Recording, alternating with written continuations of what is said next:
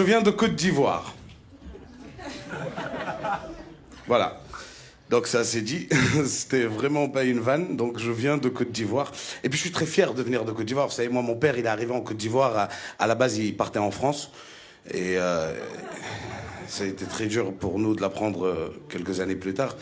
Il est arrivé en Côte d'Ivoire, il m'a dit quand je suis arrivé, c'était une colonie française. Nous on vient du Maroc à la base. Là, on est 4. Et je lui ai dit, mais comment tu es parti en Côte d'Ivoire? Il m'a dit, oui, quand je suis arrivé, c'était le drapeau de la France. J'ai dit, alors? Il m'a dit, ouais, j'ai vu le drapeau, je suis rentré, moi, je croyais... Même les douaniers à l'aéroport, c'était des Français, hein. 4 ans plus tard, l'indépendance est proclamée. Il me dit, je sors de la maison, je vois le bleu, blanc, rouge. Et il a changé de couleur. Il est devenu orange, blanc, vert. Au début, j'ai dit, c'est le soleil. Le drapeau est... Il m'a dit, je suis sorti dans la rue, je vois les douaniers. J'ai dit, c'est pas possible que le soleil, il a fait tout ça quand même. Mon père m'a dit qu'on lui a proposé en 1960 la nationalité française et la nationalité ivoirienne, mesdames et messieurs. Il a choisi la nationalité ivoirienne. J'ai demandé à ma mère pourquoi il a fait ça. Elle m'a dit, je crois qu'il avait pas très bien compris la question.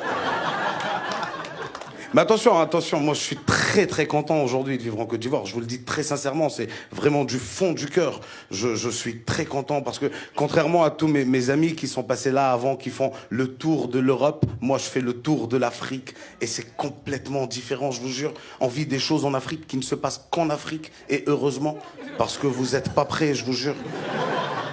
J'ai joué au Cameroun il n'y a pas très longtemps. Est-ce qu'il y a des Camerounais ce soir? J'adore Bruxelles.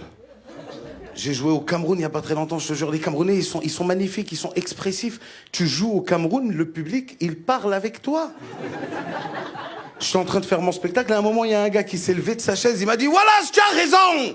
J'ai moi-même vécu la même situation, d'ailleurs, je vais vous raconter. » Pourquoi tu fais ça? C'est mon spectacle.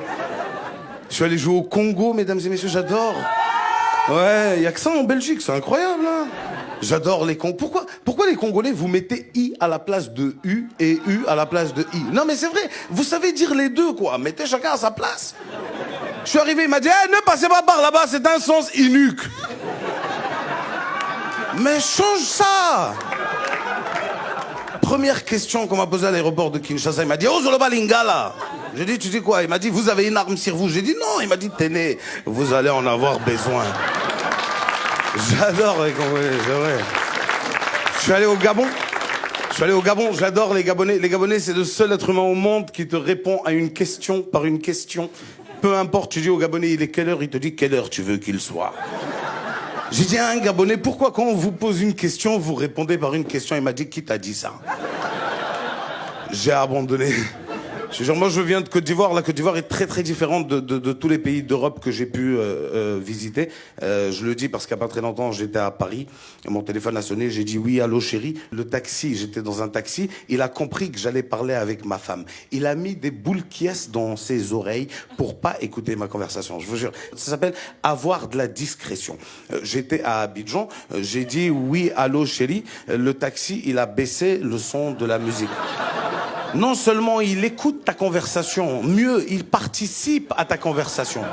J'ai dit, tu rentres pas tout de suite. Tu rentres à quelle heure? 23h, tu fais quoi? Tu classes des dossiers. Il était à côté, il m'a dit, un mois. J'ai dit, pardon, il m'a dit, un mois. On classe pas les dossiers jusqu'à 23h, mon petit. C'est toi qu'elle a classé. Elle est avec son dossier. C'est des fous, je te jure. J'ai tourné, je suis sorti du continent africain, maintenant je joue en Europe. Je suis allé à Londres il n'y a pas très longtemps, c'est magnifique. Je sais pas si vous connaissez, j'ai adoré Londres, l'aéroport, parce que j'ai pas eu la chance de rentrer totalement dans Londres. Ça s'est pas très bien passé à l'aéroport. Je suis arrivé, j'ai mis mon sac dans le scanner à bagages, il m'a dit, please mister, we won't check the bag. Il voulait fouiller mon sac. Bon, moi, tu vois, j'ai vu 2 personnes qui sont passées avant, tu n'as pas check the bag. Bon, je me dis, ma barbe, elle a pas beaucoup joué en ma faveur, donc je lui ai dit, you can can check it. But don't worry, you will not find any bomb inside. Ça veut juste dire il n'y a pas de bombe. Mais lui, il n'a pas entendu la phrase. Il a entendu bombe. Il a fait 2 pas en arrière. We've got a situation. Je lui dis, wow, it's a joke, I'm comedian. Il m'a dit, you can't joke with that, mister. Et là, il y a mon côté ivoirien qui est remonté. J'ai dit, hey, faut pas crier sur moi, hein, tu es malade? Il m'a dit, you can't joke with terrorism. Il y avait 40 personnes autour, ils ont fait terrorist, oh my God. Ils m'ont fait rentrer dans une pièce. Il y avait une télé qui me filmait, BFM TV, je sais pas si vous connaissez. C'est les chargés de com de Daesh. Ils m'ont fait rentrer. Ils m'ont fait rentrer dans une pièce et là, il m'a dit « Why ?» Je lui ai dit « Ouais ». Il m'a dit « Why ?» J'ai dit « Ouais ». Il m'a dit « Why did you say it ?» Parce qu'il n'a pas le droit de dire bombe. Donc moi, je m'amusais. Je lui ai dit « What did I say ?» Il m'a dit « Stop that shit now !» Et là, j'ai été énervé. Je lui ai dit « I didn't say anything. I only say there is not any fucking bomb inside. » On m'a électrocuté. Je me suis réveillé dans l'avion, direction la Côte d'Ivoire. Comment j'ai su que je partais en Côte d'Ivoire? C'est l'hôtesse de l'air quand elle m'a parlé. Elle m'a dit « Hey, tu es réveillé? Tu dormais là? Tu veux manger ?» Je me suis rendormi direct. Je suis arrivé en Côte d'Ivoire, mesdames et messieurs, fatigué, énervé. Le policier qui me voit, il m'a dit « Hey, petit, il y a quoi dans tes bagages ?» Toute la rage que j'avais accumulée à Londres, je l'ai versée sur lui. Je lui ai dit « Non, faut fouiller. » Faut fouiller! C'est pas bombe, hein, c'est missile, j'ai mis dedans, voilà! Faut fouiller. Tu connais Kalash? Il y en a. Faut fouiller. Tu connais bombe nucléaire? Il y en a. J'ai ça dans ma valise, oui, il va faire péter la Côte d'Ivoire. Tu connais Kim Jong-il? Lui-même, il est dedans. Il est comme ça. Faut fouiller. Hey, je te jure, il m'a regardé comme ça 3 secondes et il m'a fait... Tu es trop bête. Suivant. On n'a pas peur, nous. Nous, quand la grippe aviaire elle est arrivée en Côte d'Ivoire, c'est là qu'on a mangé poulet. On dit, il y a quoi dans grippe aviaire? Ils veulent pas qu'on mange poulet. Nous, on veut voir clair. Quand on nous a dit, faites attention, il y a la vache folle. Ça, on a dit, faut aller demander à la vache qui a rendu ça folle. C'est nous. Mais moi, je sais d'où ça vient, cette peur qu'ils ont, mesdames et messieurs. Cette peur qu'ils ont de l'islam. Je sais d'où ça vient. Moi, je suis musulman. Je sais que des fois, nous, on fait peur. Les gens ne savent pas que même nous, les musulmans, des fois, on a peur de certains musulmans. Ils savent pas. Va à l'église le dimanche et écoute le prêtre parler. Tu ne l'entends pas. Tout ce que tu entends, c'est mes frères, mes sœurs. Car Jésus a dit... Soyez bénis. C'est doux. Va chez nous, à la mosquée. On fait peur, surtout là où je viens, moi. Moi, j'étais à la mosquée au Mali, mais j'ai eu peur. Il nous a dit, le imam, « Et je vous dis, je vous répète, ah, tu as mis du gel sur tes cheveux.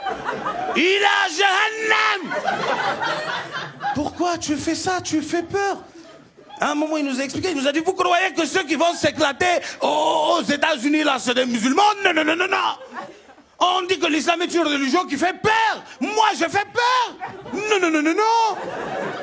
Vous croyez que la foi, là, c'est quoi? C'est d'avoir une barbe? Non.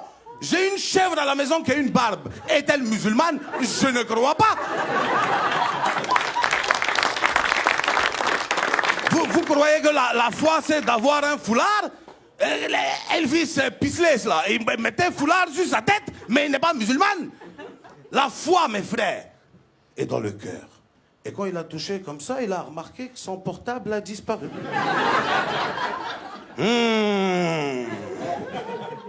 Mes frères, mes sœurs, la foi est dans le cœur.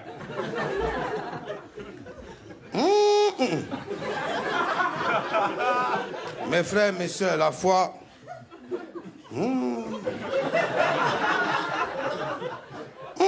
La foi, peut-être pas tout. Hein. Mes frères, mes sœurs, en rentrant ce matin, j'avais ma foi sur moi. Mourad, fermez-moi les portes de la mosquée là.